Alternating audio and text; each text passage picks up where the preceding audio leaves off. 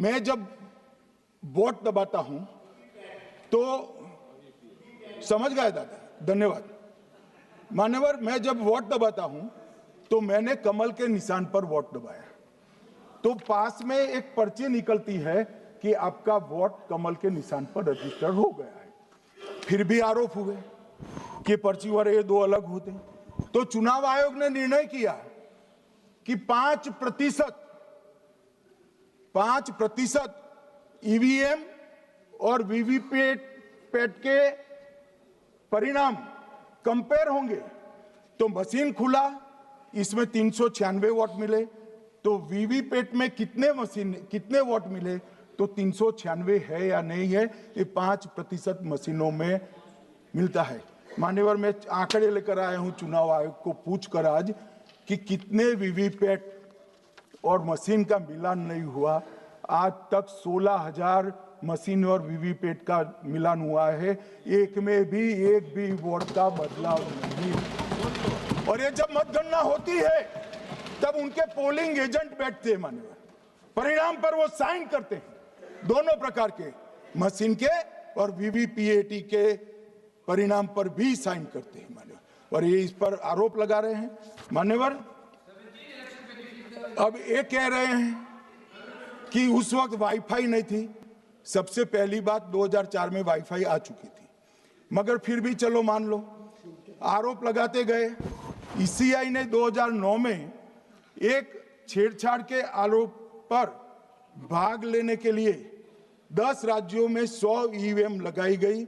सब लोगों ने प्रयास किया, 2009 में कोई छेड़छाड़ नहीं कर पाए, फिर भी आरोप लगाए। तो 2017 में इलेक्शन कमीशन ने जून 2017 में 3 दिन तक ईवीएम इलेक्शन कमीशन की ऑफिस में रखे कि कोई भी पार्टी आकर, कोई भी टेक्नोक्रेट आकर, कोई भी साइंटिस्ट आकर ईवीएम को हैक कर बता दे। ये तो गए ही नहीं, ये नहीं गए मान्यवर। ये सिर्फ प्रेस में आरोप करते, ना अदालत में जाते हैं, ना चुनाव आयोग के पर जाते मान्यवर, मगर एक्सपर्ट भी नहीं गए।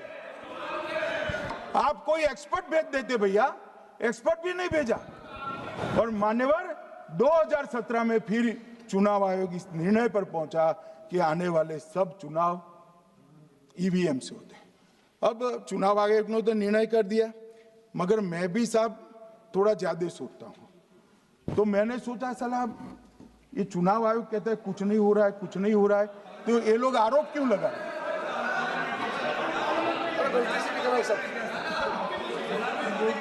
मान्यवर, मेरे शब्द कोई ऐसे हो तो काट दीजिए। काट दिया राहुल जी। मान्यवर, मैंने सोचा कि भाई कुछ गलती नहीं है, मान्यवर कोई गलती नहीं है, तो ये लोग विरोध क्यों कर रहे हैं? फिर मुझे याद आया कि मान्यवर जब इनके जमाने में चुनाव होते थे, बिहार और यूपी में सरकारें बनाती होती थी, पूरे के पूरे वोट के बक्से हाईजैक कर लिए जाते। ईवीएम आने से ये बंद हो गया, ईवीएम आने से बंद हो गया। और मान्यवर चुनाव की चोरी बंद हुई है, इसलिए पेट में दर्द हो रहा है। ईवीएम का दोष नहीं है, चुनाव जीतने का तरीका जनादेश नहीं था, करप्ट प्रैक्टिसेस थी, इसके कारण चुनाव जीतते थे। अब आज ये पूरे एक्सपोज हो चुके हैं। जब जनादेश पर चुनाव होता है तो आप जीत सकते हो, जीतो, स्वागत है उसका, मगर जब हारते हो तो अन्य कारण बताना, जैसे पहले मैंने कहा, ऐसा बताना ये ठीक नहीं है। मान्यवर, कल मैंने लीडर ऑपोजिशन का भाषण स्वयं यहां बैठकर सुना है। पूरा भाषण उनका धागों में उलझ गया, थ्रेड्स में उलझ गया। मान्यवर, ये कहते हैं पीएम का शेड्यूल देखकर चुनाव आयोग चुनाव तय करता है। मेरा सभी सांसद महोदय से करबद्ध निवेदन है कि चुनाव होने के पहले के 1 महीने पीएम का शेड्यूल, और पीएम को लगभग 24 और 16 कितना होता है, 40 महीना हो गया, इसमें से किसी भी एक महीने का शेड्यूल दिखाओ। पीएम की गति ही इतनी है, कोई भी महीना उठाओगे तो इतने ही प्रवास करते हैं। मानवर, इसको चुनाव का कोई लेन देन नहीं है। हमारे प्रधानमंत्री जनसंपर्क में आजादी के बाद सबसे ज्यादा प्रवास करने वाला प्रधानमंत्री। और मैं जानता हूं साहब, मैं जानता हूं नरेंद्र मोदी जी को 2001 से मैं बता सकता हूं, एक भी दिन की छुट्टी नहीं, एक भी वैकेशन नहीं, लगातार जनता का काम करना। मैंने कभी नहीं देखा उनको वैकेशन में। कई बार इनका अनुकरण करने का प्रयास करते हैं तो बीपी बढ़ जाता है। इतना ये फिर रुक जाएंगे प्लीज। मान्यवर, ये पूरी चर्चा चुनाव सुधार पर थी। मैंने आज ये भी जांच करा।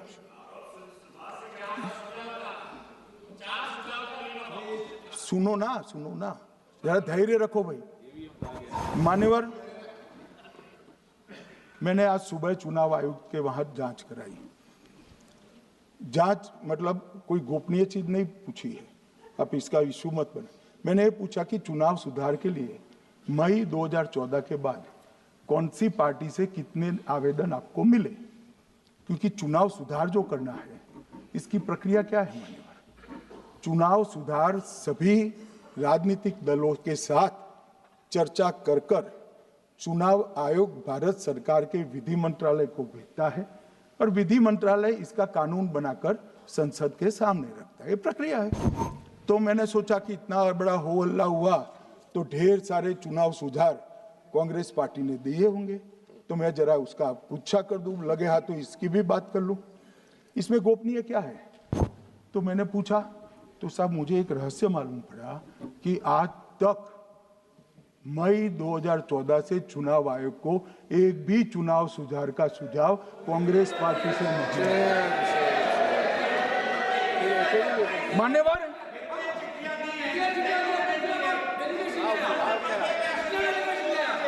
बैठे मैं बताता हूं।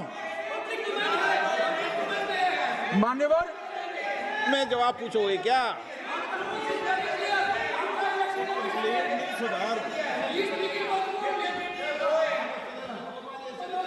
आप भी बोले, हर बोलने पर एक एक बार उठेंगे क्या? हर चीज का जवाब पूछेंगे क्या आप? नो, ये तरीका ठीक नहीं है। नो, ये तरीका ठीक नहीं है। नो माननीय सदस्य, प्लीज बैठिए बैठिए बैठिए बैठिए बैठिए बैठिए बैठिए बैठिए अच्छी परंपरा रखें। ओके,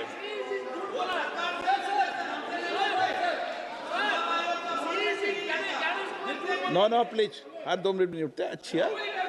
नो, ऐसी नो, प्लीज बैठिए आप, प्लीज बैठिए, प्लीज बैठिए, प्लीज बैठिए, सुनिए, प्लीज बैठिए। माननीय सदस्यगण, ये कभी परंपरा नहीं रही कि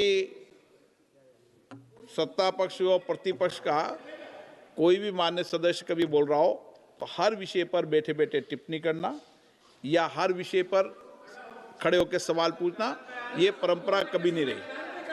आपने भी भाषण दिया आज, आपको कोई ने बीच में उठ के पूछा कोई ने?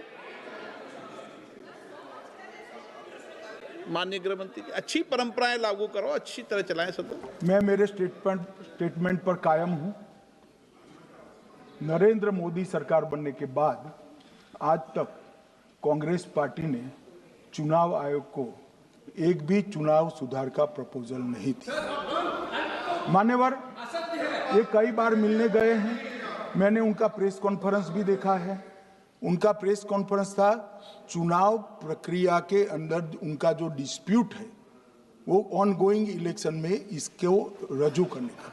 चुनाव सुधार जो होता है, चुनाव के पहले चुनाव के नियम जो तय होते हैं, इसके लिए सभी दलों को बाकायदा पत्र लिखा जाता है और कोई मांगे तो उसको समय भी देना पड़ता है। ये दो अलग चीज है। माननीय गृह मंत्री, मान्यवर, 1 मिनट गृह मंत्री। माननीय सदस्यगण, सदन का समय माननीय गृह मंत्री जी के वक्तव्य की समाप्ति तक बढ़ाया जाता है। माननीय गृह मंत्री जी। मान्यवर, कर विपक्ष के नेता ने 3 सवाल पूछे थे और 4 सुझाव दिए थे। पहला सवाल था, मुख्य न्यायाधीश को चुनाव आयोग चयन समिति से बाहर क्यों निकाला गया? पहला सवाल था। दूसरा सवाल था, दिसंबर 2003 में कानून बदलकर चुनाव आयोग को पूर्ण प्रतिरक्षा क्यों दी गई? और तीसरा शार्प क्वेश्चन था, सीसीटीवी फुटेज 45 दिन में नष्ट करने का कानून क्यों लाए? कानून नहीं लाए हैं, सर्कुलर चुनाव आयोग ने इश्यू किया है, मगर ठीक है, हार्द में समझ रहा हूं, ये क्यों कर रहे हैं? ये 3 इसके जवाब थे। मान्यवर, मैं इसमें से सबसे पहले सवाल का जवाब देना चाहता हूं। मान्यवर, मुझे पूरा सुनकर जरा आप आपत्ति लीजिएगा, क्योंकि मैं बताऊंगा तो पास से ही, मगर वर्तमान का भी जवाब दूंगा। मान्यवर, 73 वर्ष तक इस देश में चुनाव आयोग की नियुक्ति का कोई कानून ही नहीं था। माननीय सभी सदस्य ध्यान से मुझे सुने, 73 साल तक इस देश में चुनाव आयोग की नियुक्ति का कोई कानून नहीं था। नियुक्ति प्रधानमंत्री सीधी कर देते थे। और मान्यवर, मैं आज ये पूरे देश को बताना चाहता हूं कि टोटल अब तक जितने चुनाव आयुक्त हुए और जितने मुख्य चुनाव आयुक्त और चुनाव आयुक्त, ये सभी इसी प्रकार से हुए। अब 2003 के कानून पर मैं बाद में आता हूं। 1950 से 1989 चुनाव आयोग एक सदस्यीय था। प्रावधान क्या था? कोई कानून नहीं था। प्रधानमंत्री जी फाइल भेजते थे राष्ट्रपति जी को और राष्ट्रपति जी नोटिफिकेशन बहाल नहीं करते।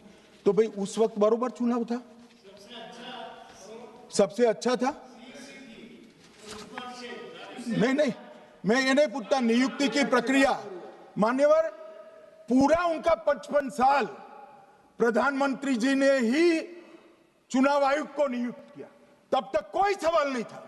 और नरेंद्र मोदी करते हैं तो उन पर सवाल उठाते हैं, मगर हमने तो ऐसा भी नहीं किया। मान्यवर, फिर 89 से 91, जब 89 में चुनाव आयुक्त उनकी सुनते नहीं थे, तो पहली बार उस पर ब्रेक लगाने के लिए चुनाव आयोग को बहुत सदस्यीय बनाया गया।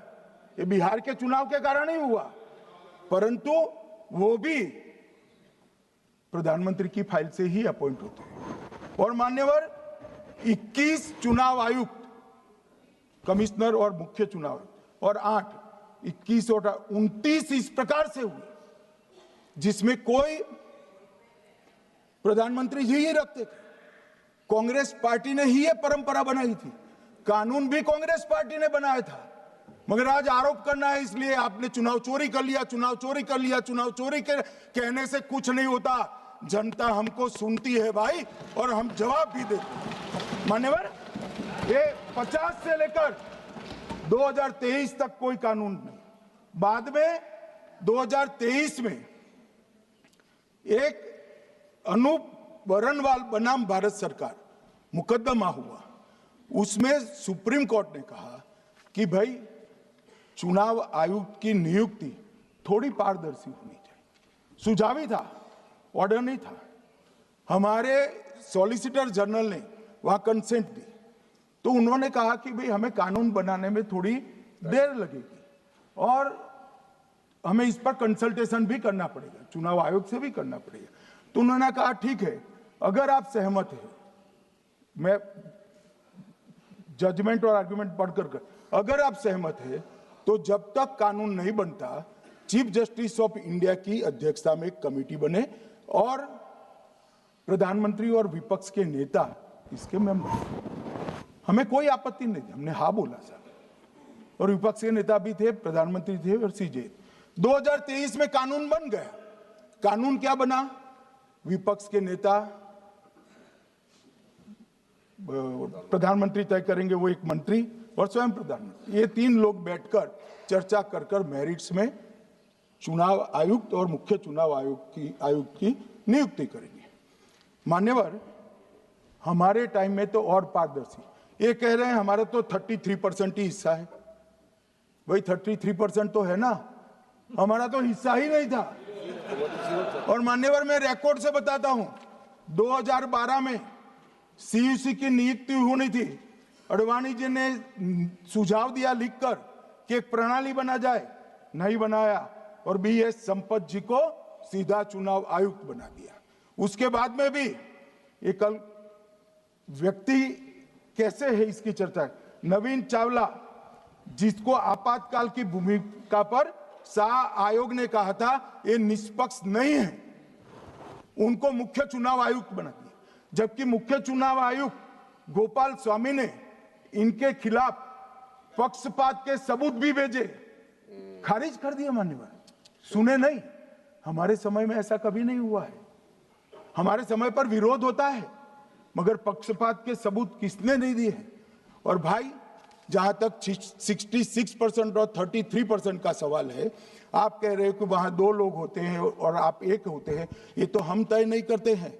140 करोड़ की जनता तय करती है कौन 66 होगा और कौन 33। यहां कौन बैठेगा वो तो 140 करोड़ लोग तय करते हैं। वो आपके लिए तय करोगे तो आप 66 हो जाओगे, मगर आप तो 100 रख कर गए थे, हमने उसको 33 दे दिया। मान्यवर, ये क्या सवाल उठाते? और वो समझते हैं कि मैं बोलता हूं तो बस ये ब्रह्म वाक्य होगा। ऐसे नहीं होता है मान्यवर, हर चीज के तर्क होते हैं। इनका जो भाषण तैयार करते हैं वो भी ठीक से नहीं करते, रिसर्च नहीं करते। मान्यवर, इन्होंने सीसीटीवी फुटेज 45 दिन में इलेक्शन कमीशन ने नष्ट करने का निर्णय किया, इस पर आपत्ति उठाई।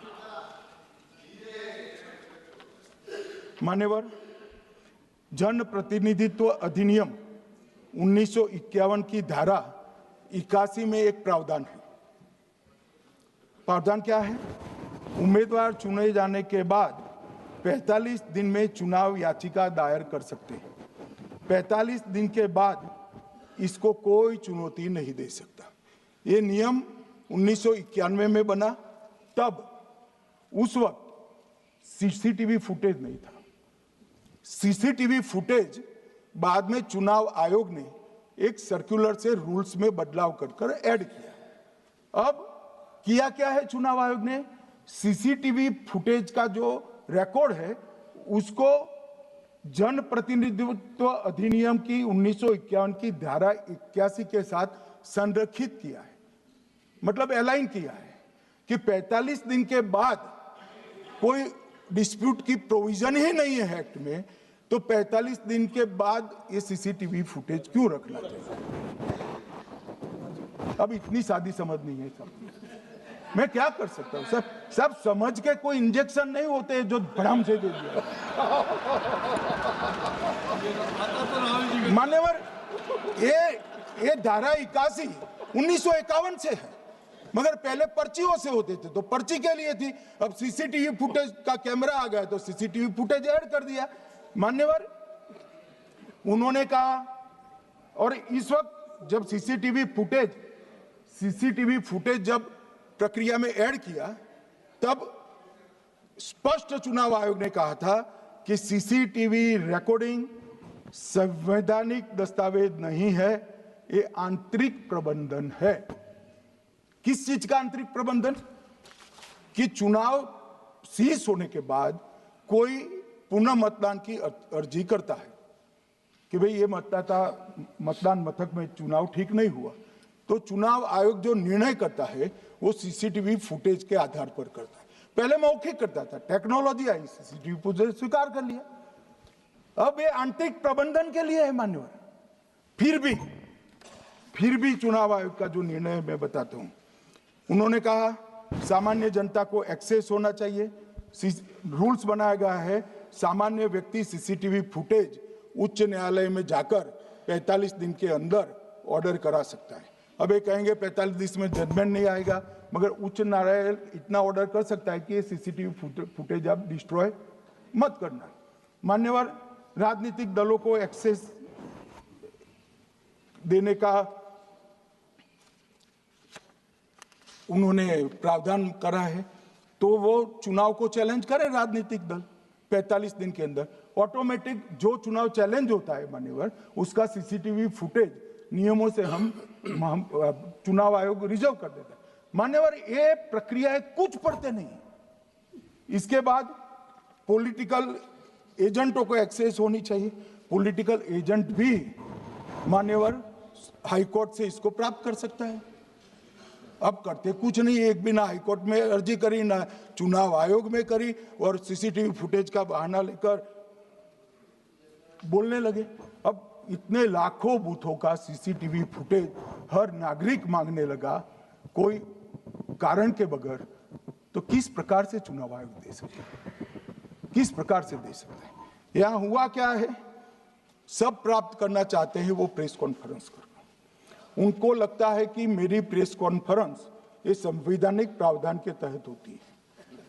ऐसा नहीं होता है। वे प्रेस कॉन्फ्रेंस जो करते हो जिन मुद्दों का, इसकी लीक कर अर्जी दे दो, टपक से मिल जाएगी सारी दिख, मगर अर्जी नहीं करते, कोर्ट में नहीं जाते हैं, चुनाव आयोग में नहीं जाते हैं, और चुनाव चोरी हो गया, चुनाव चोरी हो गया, चुनाव चोरी हो गया करते।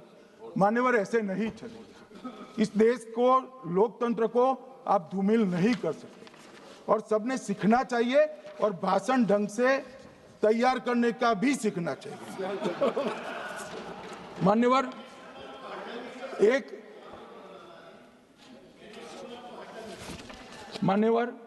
एक उन्होंने कहा सीसी को 2003 में कानून बनाकर इम्यूनिटी दी है। मान्यवर, representation of the people act 1950 में ही ईसीआई के अधिकारियों को जो इम्यूनिटी प्राप्त है उससे जरा भी बढ़ोतरी नहीं करी। हमने सिर्फ रिप्रेजेंटेशन ऑफ 1951 के एक्ट को पुनरावृत्ति की है। मान्यवर, आरपीए एक्ट की धारा 32 और आरपीए एक्ट 51 के सुधार की धारा 146C कहती है कि चुनाव आयोग के कोई भी अधिकारी, जिसमें इलेक्शन कमिश्नर आ जाते हैं, इस पर कोई मुकदमा चुनाव प्रक्रिया के लिए नहीं चल सकता। ये प्रावधान है मान्यवर, और वो प्रावधान को 23 के कानून में इसको भी हमने संरेखित किया है मान्यवर। इतने सारे वकीलों को राज्यसभा दे रखी है, भगवान जाने क्या करते हैं सर, अपने नेता को ब्रीफ भी नहीं करते। मान्यवर, ये वाक्य आप निकाल सकते हैं, ये वाक्य निकाल सकते हैं। मान्यवर, अच्छा सुझाव दिया आपको।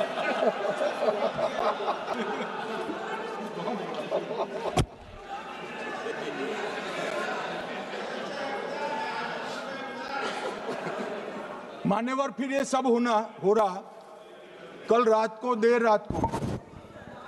देर रात को मान्यवर, मैं मेरा भाषण तैयार कर लूं, तो मैंने अपने आप को पूछा कि ये सब इतना स्पष्ट है तो ये मुद्दा क्यों उठा रहे? मेरी समझ में अगर इतना पढ़कर आता है तो उन्होंने भी तो पढ़ा होगा। ये मुद्दा क्यों उठा रहे? मूल मुद्दा है अवैध घुसपैठियों को मतदाता सूची में रखने। इन लोगों ने मान्यवर,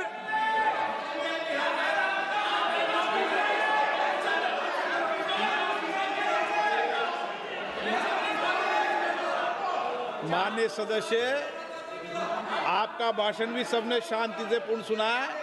आप भी सुनने की सामर्थ्य रखो। नहीं, आप सुनने की सामर्थ्य रखो। नो, प्लीज बैठिए, सुनो, पूरा भाषण सुनो। आप जब बोलते हैं तो इधर भी सुनते हैं, आप भी इधर भी बोलते हैं, इधर सुने। गृह मंत्री इलेक्शन रिफॉर्म के लिए बात हुआ था सर।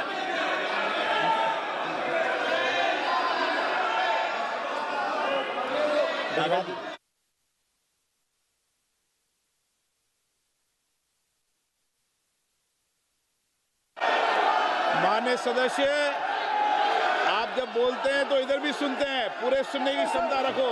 सर ये लोग डर गए हैं।